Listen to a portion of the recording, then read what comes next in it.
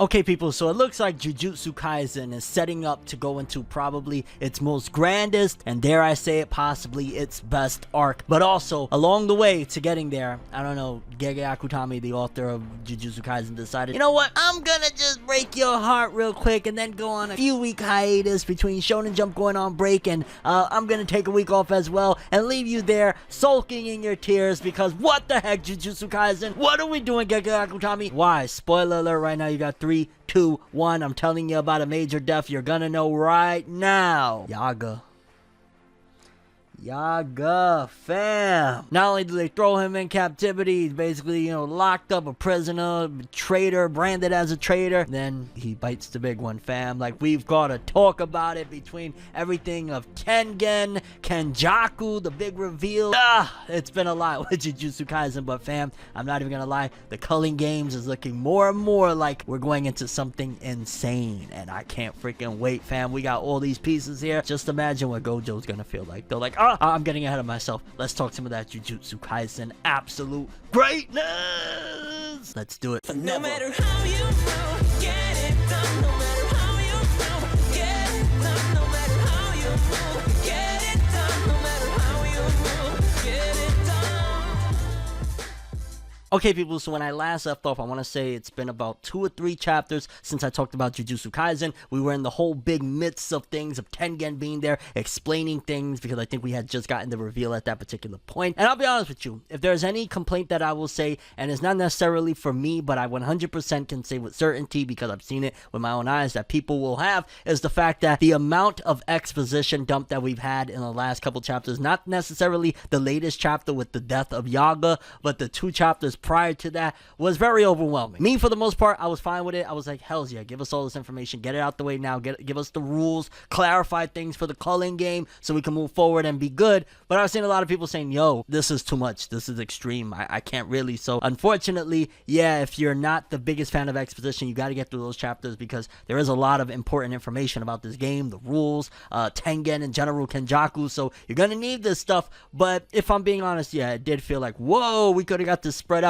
between a few chapters, like, you know, the big information and big pieces, especially again the whole thing with Tengen explaining things. But yeah, we did get a lot, because we start off with Tengen explaining a lot of things. For starters, that he closed off the barriers to him out of fear, because Kenjaku was basically coming after that ass, which again, we're going to talk about Kenjaku and what the hell that means, because, you know, Norito Shikamo, like, just a lot, I know. But apparently there was original relations between Tsukumo and Tengen. They actually had met before, because, you know, Tsukumo was the one like, why are you, you know, blocking us off from coming in? But apparently they knew each other from back in the day, but he still didn't trust. Like, yo, Tengen is very, very mistrusting right now, because he can't see into somebody's heart. He basically can't know your true motives and goals if you're trying to screw him, because yeah, he's like strong and he's become something else entirely besides like just a regular person, but he still can't tell people's intentions. So that's why he was a little leery of them coming through. And then we get the big reveal of, at the very least, still it's just a name, because we don't necessarily know everything about this person, but what's been going on with Suguru Geto, who's inhabiting that body, who was inhabiting the body of Norito Shikamo, what's going on. Apparently the culprit behind everything is a sorcerer known as Kenjaku, who's been around since even the days of Sukuna. So I'm really interested to see, once things start really heading towards that, like, okay, wait a minute, so if you've been around since the days of Sukuna, y'all probably rubbed elbows, maybe went at it with one another, or there's more to it than meets the eye. Like, I'm very curious right now what the hell type of relationship they've had, Kenjaku and Sukuna, if Kenjaku's been around all this freaking time. Like, a lot of mystery still sitting there, of course, you know, with Megumi and Sukuna, what Sukuna's after him about. Like, there's stuff there, but then now you add Kenjaku, that he's from that era, it spices things up even more. And I ain't gonna lie, Yuji kind of had me when he just was like, yo, but why you look like that for? I know Tengen was probably like, ah, damn, this is why I hide from these motherfuckers shit, because apparently he's been alive for about 500 years now. Like, he says, hey, 500 years of aging will do this to you, fam. And yeah, about 11 years ago he failed to merge with a star plasma. Like, these are the things that kind of was like, okay, a little bit overwhelming. A lot of information, like he failed to merge with a star plasma, so that's what left him to look like this with his eyes, like having all these eyes and all this shit like that. So yeah, some bad shit has happened to Tengen that led him ultimately to look that way, is the best easy explanation. And basically his self-awareness as an individual has diminished because basically he's become one with the world, which is really, really odd and strange. And I'm wondering, like, so does that mean he only exists in this playing field, and in order to remove him, like, there was a lot of questions that I'm wondering, because basically he's saying that this physical presence that you've seen is not necessarily me. Again, like, I am one with the world. I am, like, you know, the air, the ocean. I am a part of everything. And Tengen, he is very, very worried. He is very worried because he's like, yo, I ain't gonna answer any questions about Kenjaku unless 2 out of 3 of you dudes stay with me. Even though he's immortal, but because of Kenjaku's plans, he needs help. He needs people to watch over him. And then we find out again that Kenjaku, one of his reasons behind wanting to take Tengen is the fact that he lacks the cursed energy to do the things he does. So essentially he's trying to build up an army, I guess you would say, and build up enough so that he can accomplish his ultimate motives, which I'm guessing he wants to capture the entity that is, you know, controlling the entire world. Which, if it goes back to that whole ideology, which I don't think, but it could very well be, of maybe him wanting to ratify the world and make it that curses can live as normal people, then that would make sense why Kenjaku is doing all this. Because again, if Tengen, like it said later on in the chapters as well, that like he basically, you know, anybody that gathers him, one false thing can make everything go into absolute chaos. That's probably why he wants to get him, because he wants to ratify everything so that again curses could loom and come and go as they please as like regular humans. Or again, it could be even something different, because Kenjaku isn't necessarily aligning with like people like Jogo, because that was what Jogo wanted to do. And the fact that Kenjaku was around with the Sukuna days, that means that Kenjaku's been around for over 1,000 years. I'm curious how many times he has body hopped. And if we take back into consideration the whole thing of Yuji's mom, that seemingly he was in that body, how long did that last? What happened there? Like, I'm imagining that's going to be a whole mini arc in and of itself of finding out about Kenjaku hopping into that body. And then I'm imagining shortly after that, it went from the body of like Yuji's mom into Noritoshi Kamo, or it was somewhere in between, or maybe like it went from there to them him jumping into Geto's body. But either way, yeah, if he's been around 1,000 years, this dude has had many, many bodies, because just alone in the lifetime of like, you know, people like Yuji and Gojo, he's hopped numerous bodies. Dude is like 1,000-year-old Orochimaru. And also we know that Kenjaku, he's not invincible. Obviously he's been hopping bodies and things like that, but also he's taken L's to 2 sorcerers of 6 eyes already at this point, so he's probably also going to be more careful. That's also probably why he's had this massive plan of why he went and did what he did back in, you know, the Jujutsu Kaisen 0 days, as he's inhabiting Geto's body and things like that. That's probably why he's been planning and putting things together all the way he's been doing it, because yo, I've taken 2 L's already. Like, I want to make sure this time we get it right. Also, shout outs to Toji. Every time we hear about Toji, I really wonder if we're going to see him again. Like, I wouldn't be surprised if we do. The way he went out, it felt like it was very sudden. I wouldn't be surprised if Gege Akutami is planning something grander of him returning once more, because yet again we find out that all those years ago Toji disrupted things. He was a cog in the machine that disrupted destinies. So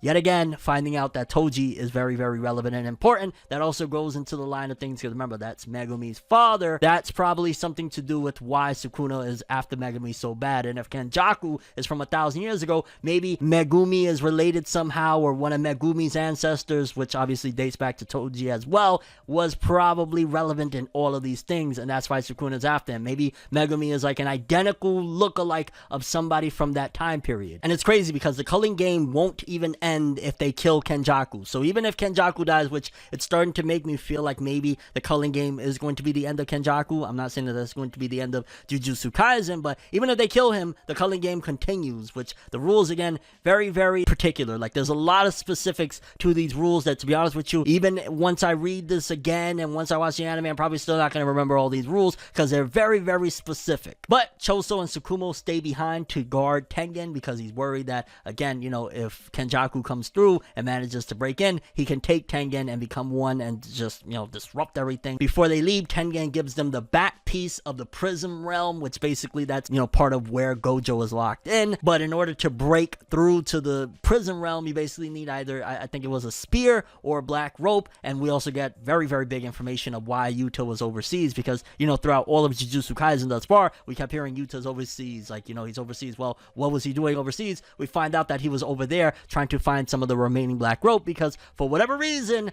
Gojo decided to get rid of, I think he got rid of or used most of the black rope, and he like sealed away the spear, which really makes me wonder, like, did Gojo know this was all going to happen? Is all of this that's happening right now potentially a part of Gojo's plan? Who knows? Maybe he knew it was destined for him to go and get sealed up, and he allowed it to happen for X, Y, and Z, because why would he go through such great lengths to get rid of everything that could potentially take somebody out of being sealed? It's like, sounds very convenient, but for a writer like Gege Akutami, the author of Jujutsu Kaisen, I don't think that she would just make it, or he or they would just make it that convenient to the plot. Like, maybe there's something more and there's a particular reason why Gojo sealed those things and got rid of them. Maybe he knew this was all going to happen, and this is again moving with Gojo's goals in mind. But then they find out, which I feel as though the last few chapters was like introducing new characters, because again, building up the Culling game, they find out that there's this angel. She calls herself an angel, that essentially she has the ability to remove curse techniques. So think of like Hunter x Hunter, you know what I'm saying? The person that they were looking for, that they were hunting down to try and remove the curse that was on Crollo's heart. So it's kind of something along the lines of that. And apparently she's also been around for 1,000 years. So it seems as though everything from the past, from the Sukuna era, is coming back. Hana Kurusu, like, yeah, she's been around for 1,000 years. So we got,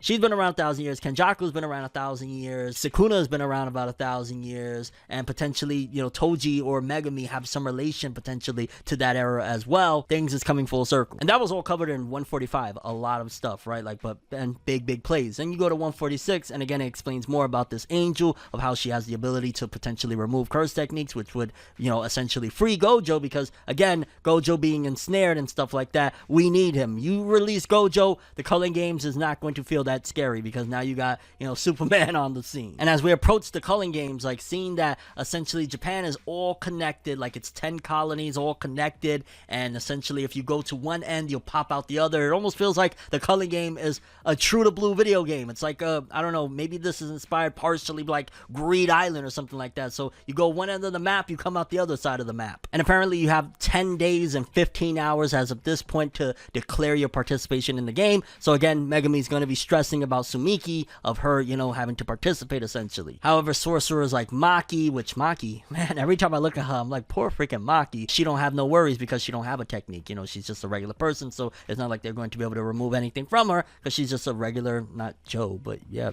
regular Joe, I guess. And it seems as though with that chapter in particular, it was setting forth everybody and where they're going to be going. It was like a final setup in a way, hopefully final setup of where things is moving, because then Maki says, okay, she's going to be headed back to the Zenin clan to collect some cursed tools to prepare for the Culling game. And I really rock with Yuta, because while, you know, Maki's like, okay, I'm gonna go collect these tools, this, that, and the third, Yuta's like, yo, I'm jumping straight into the game. Let's get shit started. I'm going. And again, there just must be so many plot threads that Gege Akutami already has set up, because it also seems as though it's not clear if cell phone connectivity is going to be able to work within the parameters of the Culling game. So again, that must be something that Gege Akutami has in mind, like, okay, if they can't reach each other, they're not going to be able to tell each other what's going on via like cell phone or things like that. Let's ixnay on that. And it's things like this that kind of make me wonder, like, wow, so we're talking about killing Kenjaku, right? Like, even if he dies, the game will continue. But okay, we're talking about Kenjaku dying, one of the main villains of the story thus far. Then now we're talking about, because apparently Yuji and Megumi are going to go seek out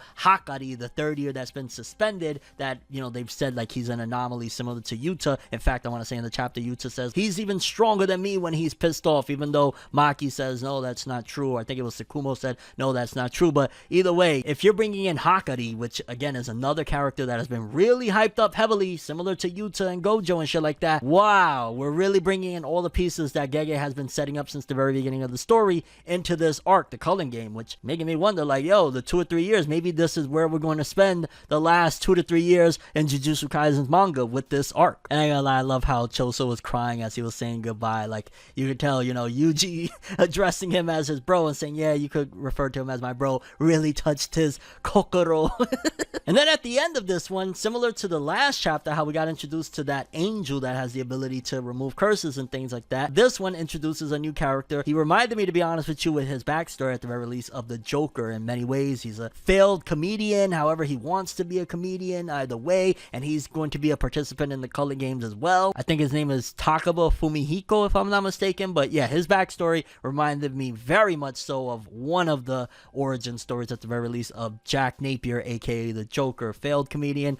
They're talking about like there's different ways to become a comedian, somebody that is funny without trying to be funny, or funny unintentionally can also be a comedian, which I don't know, maybe he's going to be a very big key player within the game, but he seems like he's going to be more of, again, a villain, like Joker-esque. I don't know, maybe that's early for me, but I feel that way. And those two chapters were massive Culling game chapters, setting up extremely big for that. Again, I could see a lot of people falling off, so thankfully, if you didn't understand some of these things, I hope I cleared some of it up for you. And yeah, like that's the Culling game for the most part, a very, very big arc that it seems like a lot of everything that's been set up with this story thus far is going to it. Hakari, Kenjaku's potential death, this angel that can remove curse techniques, a lot. But then the next chapter, Kenjaku, tell me why. I've seen some chitter chatter of people saying like, oh, they didn't really feel it, but fam, Yaga, what was it, episode 1 or 2 that in the anime alone, and like in the very first handful of manga chapters as well, that we got introduced to Yaga and he sat down with Yuji and things like that. Like Yaga's been in the manga for a while, so people saying like, oh, Gege killing characters, I didn't feel it, they didn't do enough setup. Like, how much do you want? What, you want the size of Yaga's box of briefs? Like, yo, he's been around for a while, we've seen enough, we've seen his interactions with things. Like, arguably I could throw in, yeah, it would have been nice to have a chapter or 2 more to understand them, but this chapter, I ain't gonna lie, I was depressed a little bit after reading it, genuinely. Like, that's why I've kind of like sat back, like, yo, I'll record a Jujutsu Kaisen video when the time is right, because I was a little bit depressed after reading that chapter, just being honest with you. I believe it was 147, the last one as of the recording of this video. It had me down bad, because it starts off with Yaga in a jail cell, because we know that he's been one of the people that they were coming after, similar to Yuji and Gojo and things like that. He's in a jail cell, and you got that old piece of shit principal that has had it out for Yaga and them since the very beginning, and he's questioning him like, yo, so tell us about pandas, fam. Like, we look some pandas. No, because basically the other higher ups are upset that Yaga knows how to create beings like Panda that have, you know, cursed energy that is self-sufficient. Like, you don't gotta charge them up or anything, they could just keep maneuvering and going on by themselves. So imagine, like, you know, toys, for example, without batteries, without having to charge them, they just keep on moving like a real person. And the higher ups don't like that. They're like, yo, tell us how you do it. Like, are you gonna create an army to attack us? Like, what are you doing? Why can't you give us this information? So you can see that they were using anything. At the end of the day, this old piece of shit principal, he's had it out for them. You know, he tried to kill Yuji multiple times. He's probably rubbing one off because Gojo is sealed and shit like that. Fuck that dude. And even till the bitter end of that particular portion of him being in the jail cell, when the old man is asking him and questioning him like, yo, tell us, like, you really don't know how to create these beings? Like, you don't know how you did it? It was an accident? And Yaga's like, I don't bend, I don't fold, I don't break. Treyway. No.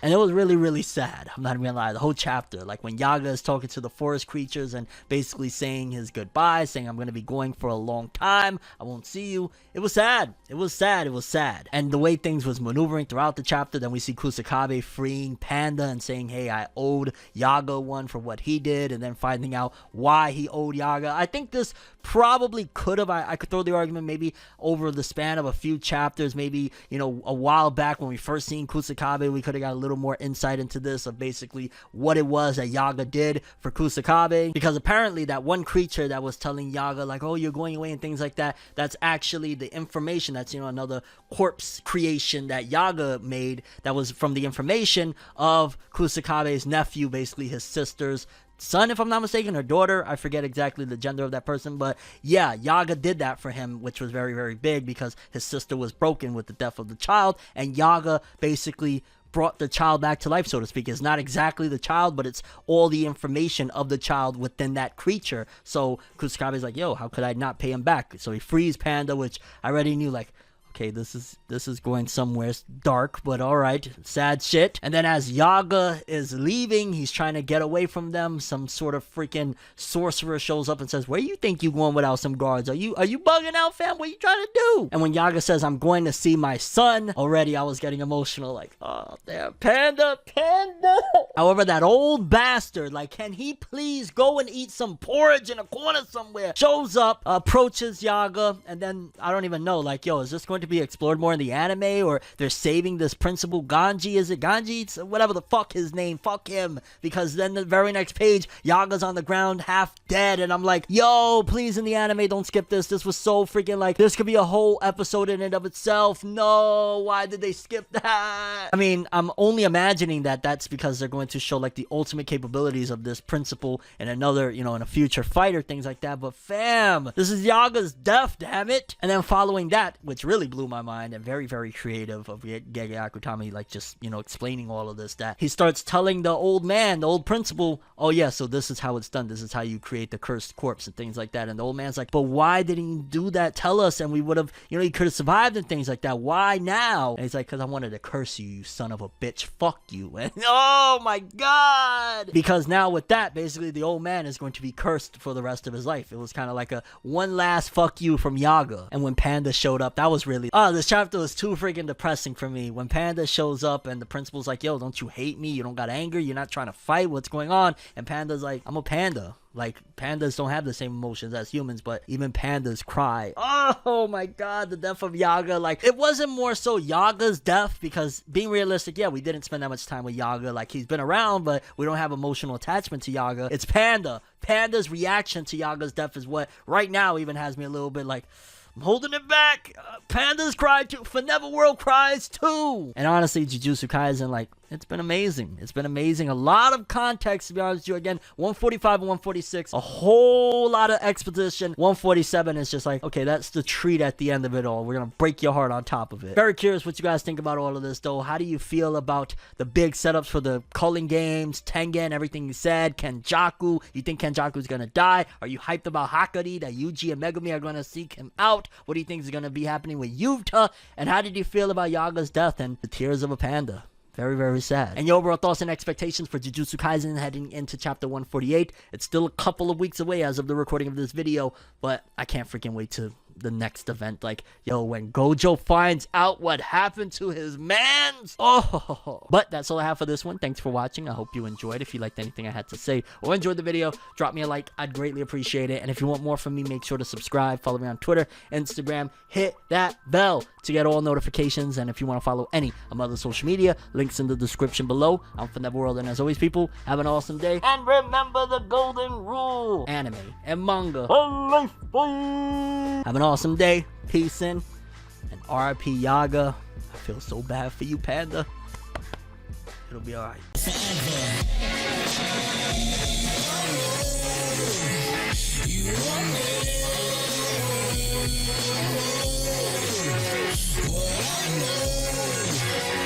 just go to find me.